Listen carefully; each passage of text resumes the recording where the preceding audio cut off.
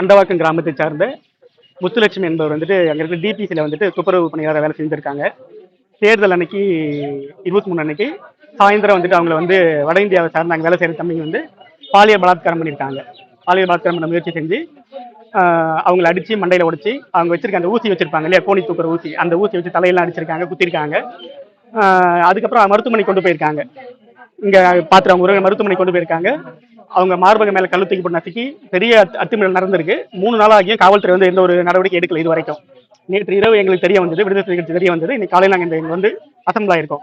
என்னன்னா 3 நாள் ஆகியும் காவல்துறை வந்து கண்டுக்காம மெத்தனமா இருக்கிறது வந்து விடுதலை சிறுத்தைகள் வன்மையாக கண்டிக்கிறோம். இதுக்கு பெரும் பக்கத்தில் ஒரு ஒயின் ஷாப் இருக்குங்கிறாங்க. அந்த ஒயின் ஷாப் அரசாங்கம் வந்து உடனடியாக வந்து இழுத்து மூடணும், அந்த ஒயின் ஷாப்பை க்ளோஸ் பண்ணணும். அதே மாதிரி அந்த நெல் குடோன்ல இருக்கிற இந்திக்கார அந்த நார்த் இந்தியன்ஸை ஒட்டுமொத்த வெளியே துரத்தணும். பொதுமக்களோட குற்றச்சாட்டு என்னன்னா தொடர்ச்சியா அங்க இருக்கிற அங்க கழிவறை இல்லாததால பொது வெளியில மலம் கழிக்க போற மகளிரை வந்து தொடர்ச்சியா வந்து பாலியல் சீடல் பண்றாங்கன்ற மாதிரி ஒரு புகார் பொதுமக்கள் சொல்லியிருக்காங்க. அதனால உடனடியாக அந்த வட இந்திய பசங்களை வந்து வெளியே துரத்தணும், அந்த டாஸ்மாக் வந்து இழுத்து மூடணும். இது வந்து விடுதலை சிறுத்தைகள் கட்சியோட கோரிக்கை. இது வந்து ஒரு வார காலத்துல இது நடக்கலன்னா விடுதலை சிறுத்தைகள் வந்து மிகப்பெரிய ஒரு ஆர்ப்பாட்டமா முன்னெடுக்கும். தெரியல, அந்த ஏஜென்ட் இருப்பாங்க இல்லையா, அவங்க யாருமே இது வந்து பொறுப்பேற்று யாரும் வந்து நிக்கவும் இல்லை.